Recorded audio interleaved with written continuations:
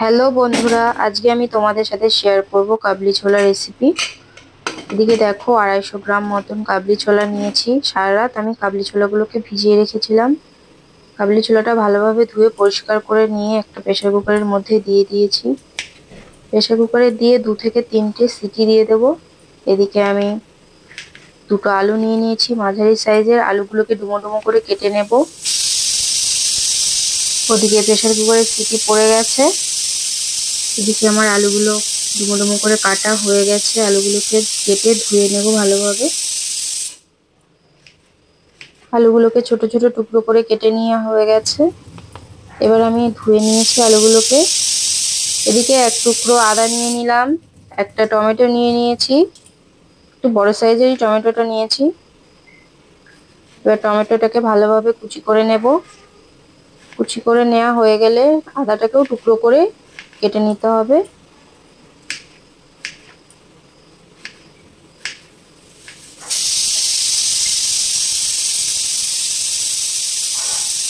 আদাটাকে টুকরো করে কেটে নিচ্ছি। এবার মিক্সার জারের মধ্যে আদার টুকরোগুলোকে দিয়ে দেবো। 3 থেকে 4টে শুকনো লঙ্কা, 1 চামচ গোটা জিরে, 1 চামচ ধনে দিয়ে সামান্য পরিমাণ জল দিয়ে ভালোভাবে মিক্সার জারে পেস্ট করে নেব। দেখো এখানে আমার মশলাটা রেডি হয়ে গেছে, ভালোভাবে পেস্ট করে নিয়েছি। এখানে দেখো ছোলাটা সেদ্ধ হয়ে গেছে। আমি একটা চামচ দিয়ে দেখে নেব যে ছোলাটা ভালোভাবে সেদ্ধ হয়েছে নাকি। দেখো একদম পারফেক্ট সেদ্ধ হয়ে গেছে। এদিকে গ্যাসে একটা কড়াই বসিয়ে দিয়েছি।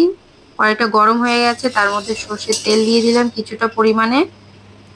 তেলটা গরম হয়ে গেছে, তার মধ্যে ডুমো ডুমো করে কেটে রাখা আলুর টুকরোগুলোকে দিয়ে ভালো করে ভেজে নেব।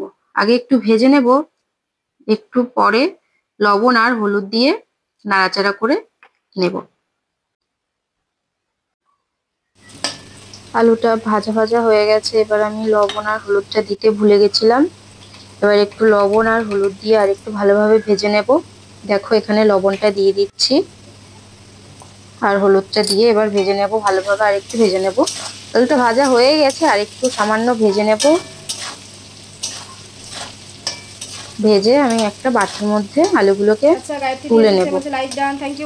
Good morning.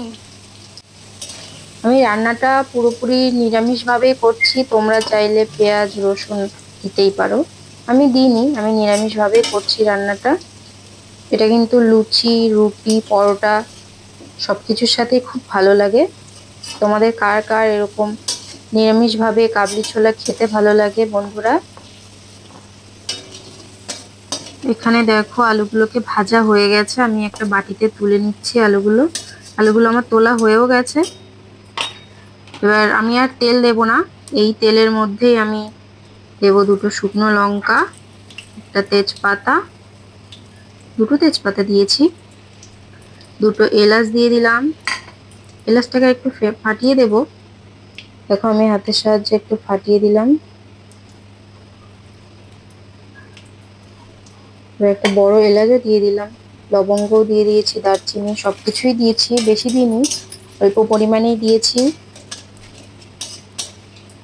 গন্ধটাও খুব সুন্দর ছেড়েছিল। এবার আমি 1 চামচ গোটা জিরে দিয়ে দিলাম তেলের মধ্যে। এবার হালকা একটু নেড়ে নেব।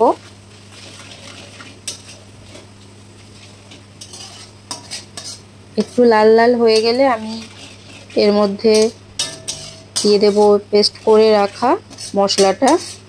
মশলাটা দিয়ে ভালোভাবে কষিয়ে নেব। দেখো মশলাটা দিয়ে দিলাম।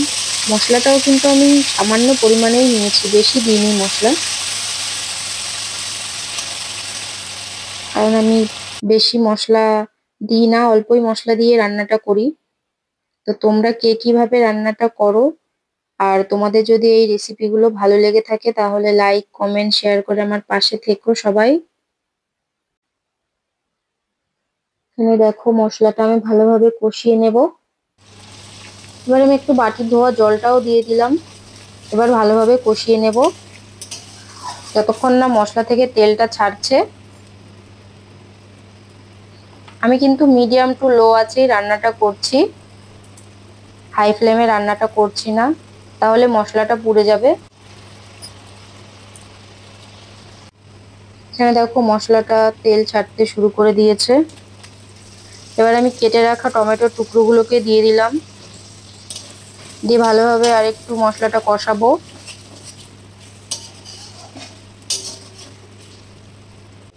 যতক্ষণ না টমেটোটা একটু সেদ্ধ হয়ে যাবে ততক্ষণ আমি ভালোভাবে কষাবো। এবার একটু লবণও দিয়ে দিলাম, কারণ লবণটা দিলে টমেটোগুলো তাড়াতাড়ি একটু সেদ্ধ হয়ে যায়। আমি 1 চামচ হলুদও দিয়ে দিয়েছি। এবার ভালো করে আরেকটু কষিয়ে নেব।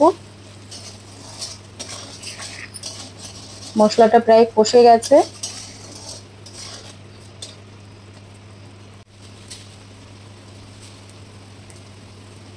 এবার আমি সামান্য পরিমাণে একটু চিনি দিয়ে দিলাম। কালারের জন্য চিনিটা দিয়েছি, আর স্বাদের জন্যও দিয়েছি।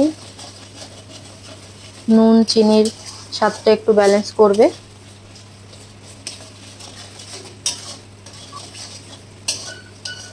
মশলাটা ভালোভাবে কষে গেছে, আমি তাও আর একটু নাড়াচাড়া করে নেব। টমেটোগুলোও ভালোভাবে সেদ্ধ হয়ে গেছে।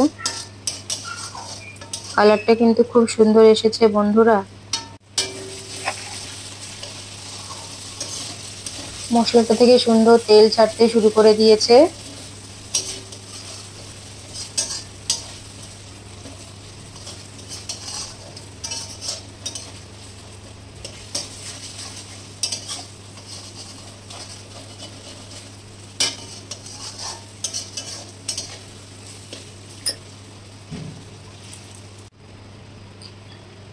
এবার আমি ভেজে রাখা আলুর টুকরোগুলোকে মশলার মধ্যে দিয়ে ভালোভাবে একটু নেড়ে নেব।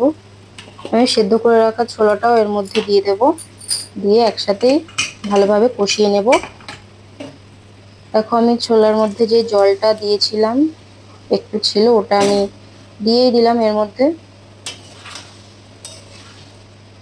দিয়ে ভালোভাবে একটু কষিয়ে নেব।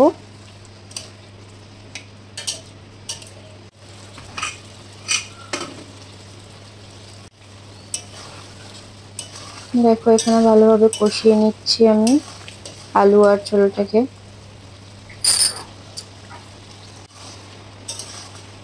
ভালোভাবে কষানো আমার হয়ে গেছে। এখানে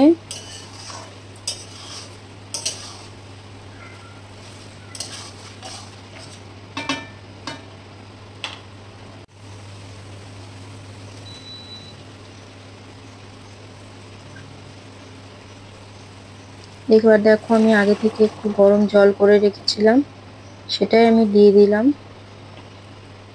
দিয়ে ভালোভাবে একটু নেড়ে নেব।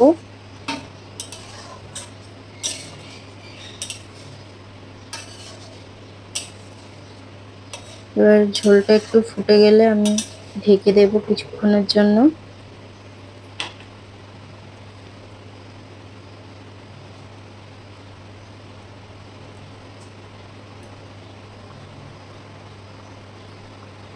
এখানে ঝোলটা ভালোভাবে ফুটে গেছে, আমি 5 মিনিটের জন্য ঢেকে দেব যাতে আলুটা ভালোভাবে সেদ্ধ হয়ে যায়। ঢাকনাটা 5 মিনিট পরে সরিয়ে নিয়েছি। এবার একটু নেড়ে নিলাম, দেখে নিলাম সবকিছু সেদ্ধ হয়েছে নাকি ভালোভাবে। হ্যাঁ, সেদ্ধ হয়ে গেছে। এবার আমি গরম মশলাটা দিয়ে দিলাম। গরম মশলাটা দিয়েও আমি কিছুক্ষণ ঢেকে রাখবো, 1 থেকে 2 মিনিট, বেশিক্ষণ রাখবো না। ভালোভাবে নাড়িয়ে ঢাকনাটা দিয়ে দিলাম, ঢাকনাটা সরিয়েও নিয়েছি। এবার আমি নামানোর আগে কাসুরি মেথি দিয়েই নামাবো। আর তোমাদের যদি বন্ধুরা রেসিপিটা ভালো লেগে থাকে তাহলে সবাই আমার পাশে থেকো, আর সবাই খুব ভালো থেকো, সুস্থ থেকো। টাটা, বাই বাই বন্ধুরা।